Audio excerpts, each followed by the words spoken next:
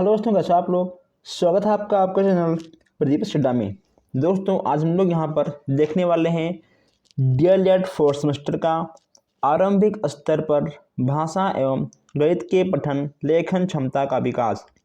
दोस्तों आज हम लोग यहाँ पर कम से कम 100 प्लस क्वेश्चंस का सीरीज लेकर आए हुए हैं और मैं आपको बता दूँ कि ये जो आपका एग्ज़ाम होता है ये आपका 2 घंटे का होता है और ये आपका 50 नंबर का होता है। तो यहाँ पर हम अति लघुत्तीय प्रश्न, बहुविकल्पीय प्रश्न, इसके साथ साथ आपका प्रैक्टिस सेट, आपका टेस्ट, हर चीज़ यहाँ पर आपका करवाया जाएगा। तो अगर आप नए हो तो आप चैनल को सब्सक्राइब कर लीजिए, वीडियो को लाइक करिए, प्लस आप लोग वीडियो को शेयर भी करिए। अब यहाँ पर हम अधिक बात ना करते हुए चलते हैं सीधा अपने क्वेश्चंस पर। पहला यहाँ पर आपका है, पठन से आपका क्या अभिप्राय है। ओके दोस्तों, पठन से आपका क्या अभिप्राय है।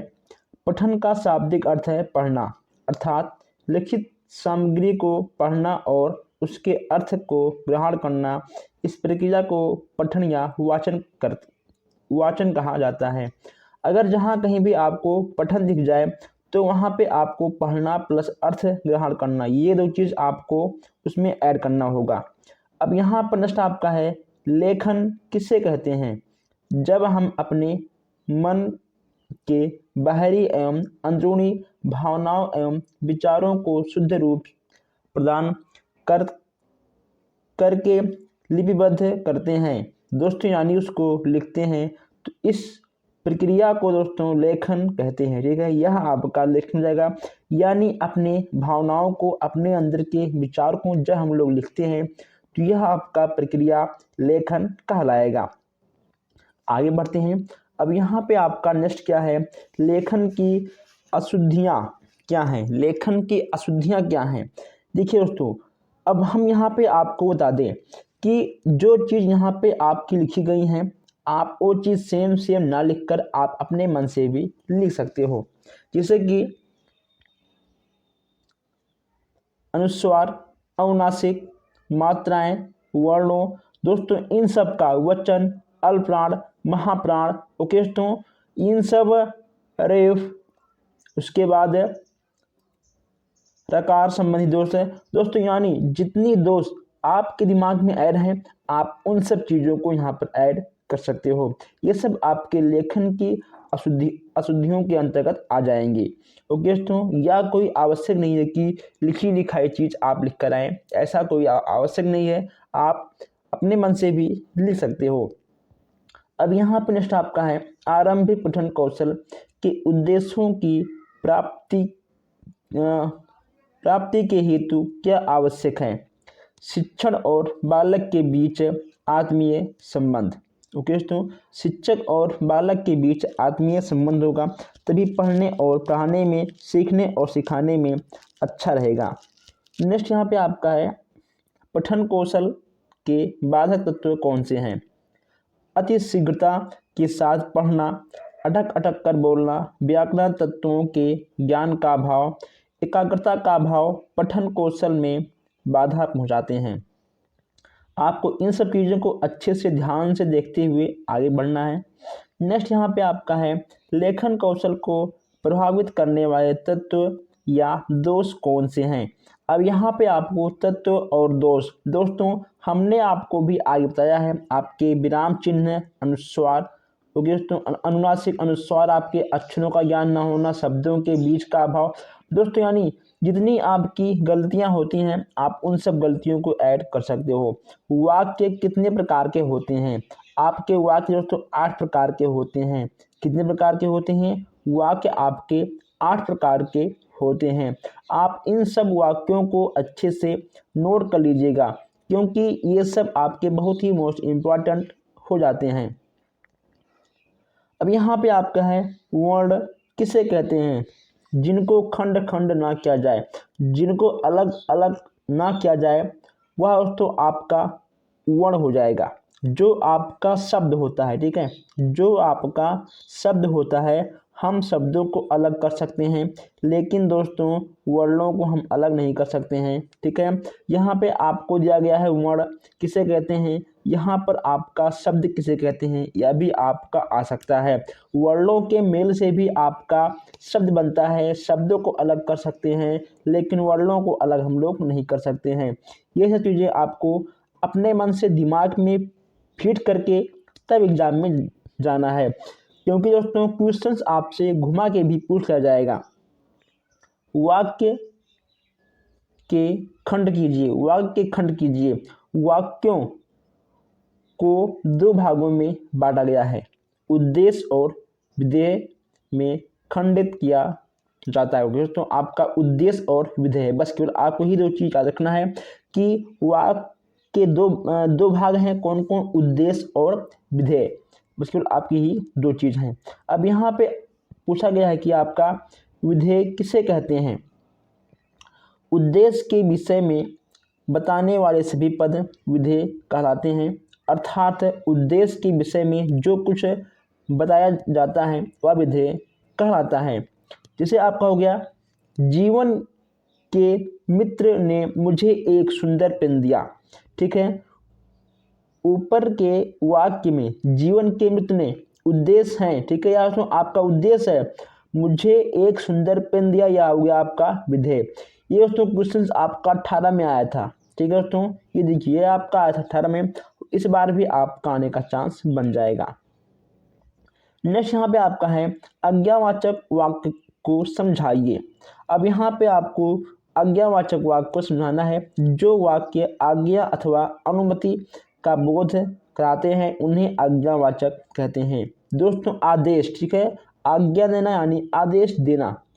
ठीक है, बसंत तुम कक्षा से बाहर ले जाओ, अब आप बैठ सकते हो। दोस्तों ये सब आपका आज्ञा है, अनुमति है, ये सब आपके आज्ञावाचक के अंतर्गत आ जाएंगे। अब हम थोड़ा सा आगे बढ़ते हैं। अगर आपने अभी तक चैनल को सब्सक्राइब नहीं किया तो सब्सक्राइब कर लीजिए, वीडियो को लाइक करिए प्लस शेयर करिए। यहाँ आपका हो गया वर्ण कितने प्रकार के होते हैं। वर्ण आपके दो प्रकार के होते हैं, कौन कौन, स्वर एवं व्यंजन। स्वर और व्यंजन आपके वर्ण दो प्रकार के होते हैं। नेक्स्ट यहाँ पे आपका है ध्वनि क्या है। दोस्तों ध्वनि क्या है, हिंदी भाषा में ध्वनि शब्द का अर्थ सीमित है। यहाँ ध्वनियों से हमारा तात्पर्य उस ध्वनियों से जिनका हम अपने मुख से उच्चारण करते हैं। ओके दोस्तों, जैसे कि हम लोग कुछ भी बोलते हैं, जैसे कि हम यहाँ पर आपके प्रश्नों को हम पढ़ते हैं ना, ये सब हमारी ध्वनियाँ हैं। ओके दोस्तों, ये सब हमारी ध्वनियाँ हैं। तो जिस ध्वनि का अर्थ सीमित है, ओके दोस्तों, जो सार्थक हो, जो देखिए सार्थक ध्वनि के अंतर्गत आ जाएंगी। अब यहाँ पूछा गया है कि ध्वनि के प्रकार। दोस्तों देखिए ध्वनि के कई प्रकार होते हैं, जैसे कि हम कंठ से बोलते हैं, तालु, मूर्धन, दंत, ओष्ठ, जीवा और नासिका। दोस्तों कितना हो गया, 1 2 3 4 5 6 7। ठीक है, कितना हो गया आपका 7। ध्वनि के प्रकार कितने हैं, ध्वनि के 7 प्रकार हैं, कंठ, तालु, मूर्धन, दंत, ओष्ठ, जीवा और नासिका। ये सब आपके ध्वनि के प्रकार के अंतर्गत आएंगे। देखिए दोस्तों, जैसे कि अगर बोलेंगे हम ता था धा, उसमें का खा घा, ठीक है दोस्तों, ये सब आपके मतलब अलग अलग ध्वनियों के प्रकार से हमारे ध्वनि निकलते हैं। अब यहाँ आपका है बलाघात क्या है। बलाघात, दोस्तों बलाघात मुख्यतः शक्ति की वह मात्रा है जिसमें ध्वनि अक्षर, शब्द या वाक्य का उच्चारण किया जाता है और शक्ति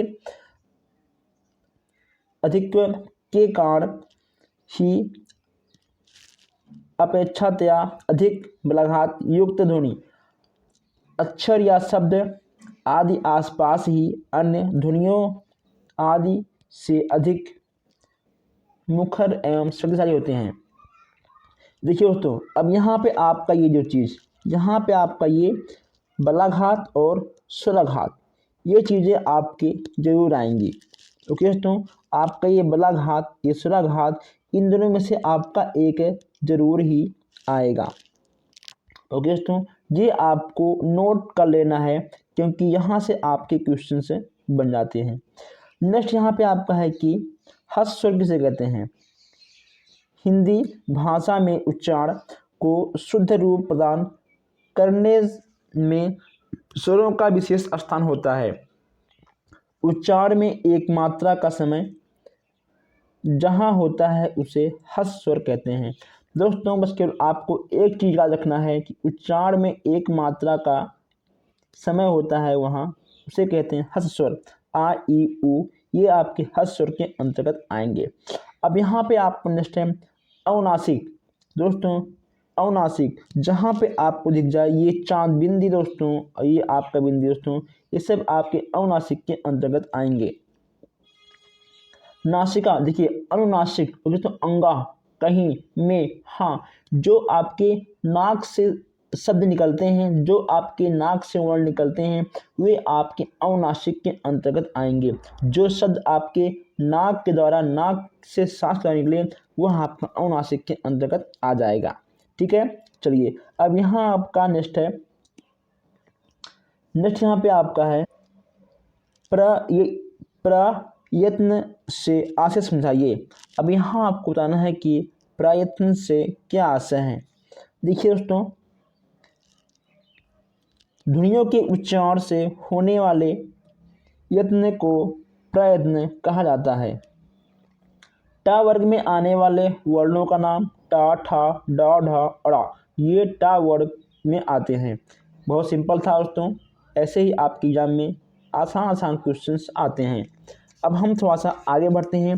अब यहाँ देखते हैं संयुक्त व्यंजन लिखिए। अब यहाँ आपको लिखना है संयुक्त व्यंजन। दोस्तों आपको पता होगा कि छ, त्रिक, ज्ञ और श्रा ये सब आपके आएंगे संयुक्त व्यंजन में। स्वर के भेद, स्वर के आपके होते हैं 4 भेद, मुखा, ओष्ठ, उच्चारण और उच्चारण स्थान के आधार पर। ओके दोस्तों, उच्चारण के आधार पर और उच्चारण के स्थान के आधार पर। देखिए मुखा कृत के आधार पर, ठीक है, ओष्ठ कृत के आधार पर, उच्चारण के आधार पर और उच्चारण स्थान के आधार पर आपके स्वर के 4 भेद होते हैं। संदेश से आशय स्पष्ट कीजिए। अब यहाँ हमको संदेश से आशय स्पष्ट करना है। बालकों को उनके ज्ञानार्जन हेतु तथा व्यक्तित्व विकास हेतु माता पिता तथा शिक्षकों द्वारा कई प्रकार के संदेश समय समय पर दिए जाते हैं। ओके दोस्तों, ऐसे में इन संदेशों को सुनकर समझना अत्यंत आवश्यक है, क्योंकि वह इन संदेशों का अनुपालन करके ही उचित व्यवहार प्रस्तुत करते हैं। अब यहाँ आपका है कि नाटक शिक्षण क्या है। नाटक साहित्य का एक अभिन्न अंग माना जाता है। अवस्था विशेष का अनुकरण करके आनंद लेना है, दर्शक को आनंद प्रदान करना नाटक कहा जाता है। दोस्तों ये इतना नहीं है मोस्ट इम्पॉर्टेंट, लेकिन हाँ अब जो यहाँ पे आपको मिलने वाले हैं ये सब आपके मोस्ट इम्पॉर्टेंट हैं। कविता शिक्षण के 2 उद्देश्य ये छात्रों में कल्पना शक्ति का बोध शक्ति का विकास होना, कल्पना शक्ति का बोध शक्ति का विकास होना, और यहाँ पे आपका छात्रों को कविता पाठ सुनने योग्य बनाना। कविता शिक्षण के कौन कौन से महत्व हैं दोस्तों। रसपूर्ण तथा आनंद परिपूर्ण करना, ओके दोस्तों, मानव हृदय में प्रभावित करना। तो ये सब आपके यानी जितने आपके कविता से जो आपको लाभ मिलते हैं आपको उन चीज़ों को ऐड करना है। आपका 3 से 4 पॉइंट लिखिएगा, आपका बहुत है, ठीक है, क्योंकि ये सब आपके एक ही नंबर में क्वेश्चंस आने वाले हैं। अब यहाँ पे आपको स्क्रीनशॉट खींचना है या फिर आप इसको नोट भी कर सकते हो। देखिए वर्ण वाक्य की प्रमुख विशेषता क्या है।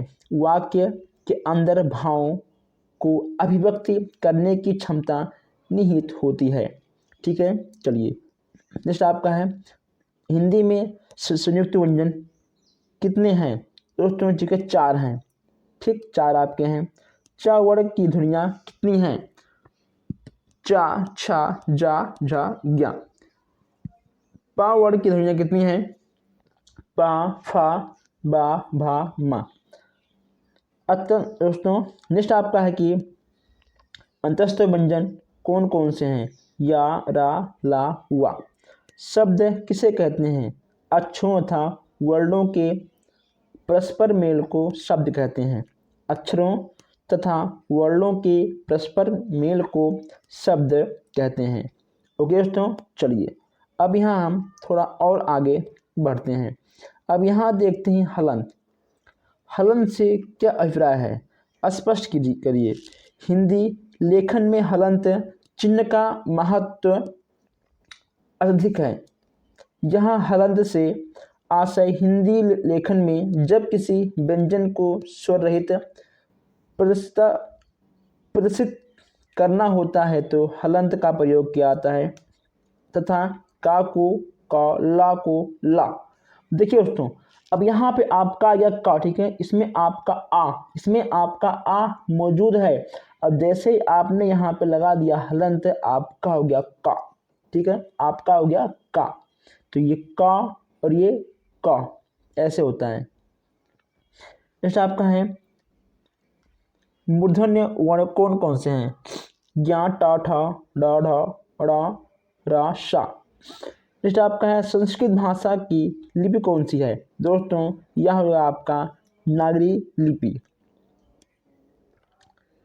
विसर्ग का आशय स्पष्ट करिए। हिंदी भाषा में विसर्ग के प्रयोग से किसी भी शब्द में बल प्रदान किया जाता है तथा दुख के साथ दुख के स्थान पर दुख लिखना। जैसे कि यहाँ पे आपका हो गया दुख, ठीक है दोस्तों। अब ये भी आपका एक दुख लिखा हुआ है और ये भी आपका एक प्रकार का दुख ही लिखा हुआ है। यह आपका विसर्ग के आशय को स्पष्ट करता है, लेकिन ये आपका दोनों एक ही काम करेगा, ठीक है, आपका ये दोनों एक ही काम करेगा। आपको क्वेश्चंस को ना याद करना है, ठीक है, ना कुछ करना है, बस केवल आपको हर प्रश्नों को समझना है दोस्तों, ठीक है। आपको समझते हुए आगे बढ़ना है। अगर आप क्वेश्चन को समझ जाओगे तो क्वेश्चन से किसी भी तरह से पूछ ले, आप उस क्वेश्चन को कर ले जाओगे। अंग्रेजी वर्णमाला में कितने स्वर होते हैं? ए, ई, आई, ओ, यू। ये आपके होते हैं का वर्ग, का, खा, गा, घा, अंगा। ओके दोस्तों, अब यहाँ पे देखिए स्वरों का लिखित वर्णन प्रस्तुत कीजिए। आप ये तो लिख सकते हो, ये तो आपके स्वर हैं और ये आपके स्वर की मात्राएं हैं, ठीक है, आपके स्वर और स्वर की मात्राएं।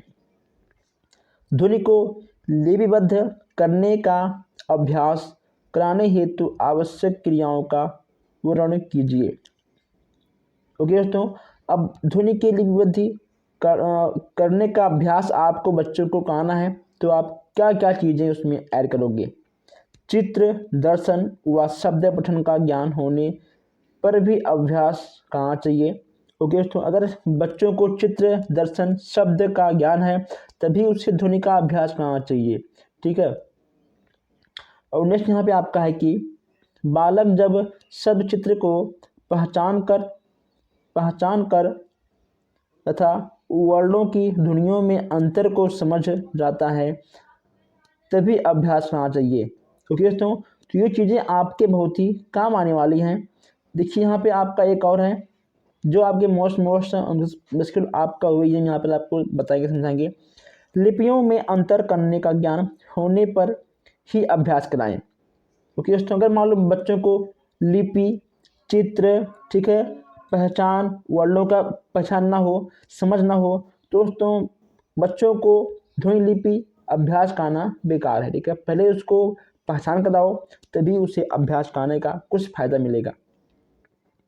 अल्प विराम चिन्ह, दोस्तों ये हो गया आपका अल्प विराम चिन्ह, ठीक है। और इसमें आपको कुछ भी दोस्तों अर्ध विराम में कम समय के लिए रुकते हैं। ओके दोस्तों, यह आपका अल्प विराम का प्रयोग कामा, इसको बोलते हैं कॉमा, ठीक है। चलिए अब यहाँ पे आपका है जो शब्दांश शब्द के अंत में जोड़े जाते हैं वह आपका क्या कहलाएगा दोस्तों? उससे आपका एक नया शब्द बनता है, वह आपका होगा, ठीक है, प्रत्यय। उपसर्ग आगे लगता है, प्रत्यय आपका लगता है पीछे। उपसर्ग और प्रत्यय जब जुड़ते हैं तो आपका एक नया शब्द बनकर आगे आता है। दोस्तों अभी तक आप लोगों ने वीडियो को नहीं शेयर किया है, क्यों? आप लोग वीडियो को शेयर करिए, ठीक है, आप लोग वीडियो को शेयर करिए और हम आगे बढ़ते हैं। अब यहाँ आपका नेक्स्ट है, निर्देशक चिन्ह का वर्णन कीजिए। दोस्तों ये आपको हो जाएगा निर्देशक चिन्ह। देखिए, विनोद ने पूछा आप कब आई, ठीक है, विनोद ने पूछा आप कब आई, ये सब आपके निर्देशक चिन्ह के अंतर्गत आएंगे। इस टाइम आपका है, रविन्द्रनाथ ने शांति निकेतन की स्थापना की। इस वाक्य को क्रमवाच्य में परिवर्तन कीजिए। शांति निकेतन की स्थापना रविन्द्रनाथ टैगोर जी द्वारा की गई। दोस्तों देखिए, यह आपका आया था 19 में, बस केवल हल्का सा वक्त को आपको उल्टा किया गया और ये आपका एक नया वाक्य में परिवर्तन हो गया। चलिए आगे बढ़ते हैं। अर्धविराम को समझाइए। वाक्य में पूर्व विराम में कम देर ठहरने के लिए अर्धविराम। दोस्तों अर्धविराम का प्रयोग क्या आता है, जैसे कि विवेक, हिमालय, दिल्ली, यानी आपका कॉमा, ठीक है। चलिए दोस्तों अब यहाँ आगे बढ़ते हैं। समानार्थी शब्द किसे कहते हैं? समानार्थी शब्द किसे कहते हैं? वे शब्द जो समान अर्थ प्रकट करते हैं उन्हें समानार्थी शब्द कहते हैं। जो समान अर्थ प्रकट करते हैं उन्हें समानार्थी शब्द कहते हैं। परिवर्तन दोस्तों, विपरीत अर्थ बताने वाले शब्द को क्या कहते हैं? विपरीत या दोस्तों देखिए यहाँ पे हम विलोम की बात करते हैं। दोस्तों यहाँ पे आकर बहुत सिंपल है, विपरीत यानी आपका उल्टा। दोस्तों देखिए आपका उल्टा यानी आपका विलोम।